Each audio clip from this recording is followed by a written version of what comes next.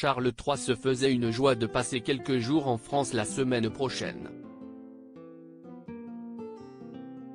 Dans son emploi du temps bien rempli à quelques jours du couronnement, le souverain de 74 ans avait prévu un crochet par Paris pour saluer le président Emmanuel Macron avant de se rendre en Gironde sur un domaine viticole et de s'envoler ensuite pour Berlin.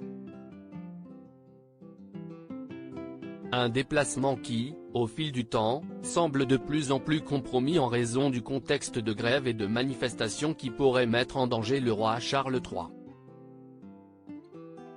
Si le palais de Buckingham suit avec grande attention le déroulement des événements, pour l'heure, aucune annulation n'est à l'ordre du jour.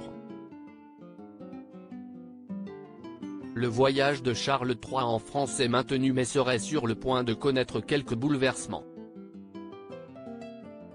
Son arrivée prévue lundi 27 mars doit être suivie d'une cérémonie à l'Arc de Triomphe, d'un discours au Sénat, de plusieurs rencontres officielles pour se conclure en banquet d'État jusqu'à l'heure attendue au château de Versailles.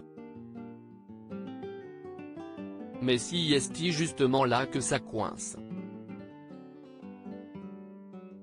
Un tel repas dans un lieu si luxueux en contexte de crise pourrait mettre encore un peu plus le feu aux poudres. D'après les informations de BFM Télévision, le dîner prévu lundi soir au château de Versailles pourrait ne pas avoir lieu, les autorités envisagent de déplacer l'événement peut-être, sans doute, à l'Élysée, en raison de probables manifestations aux abords du château lundi après-midi a-t-il été annoncé. Aucune décision ne sera prise à la hâte. Il y a néanmoins fort à parier que la journée noire annoncée ce jeudi 23 mars fasse basculer toute l'organisation. Logistique et sécurité menacées. Si Paris a son lot d'inconvénients, ce n'est pas la seule ville de France rythmée par les blocages. Bordeaux n'y échappe pas.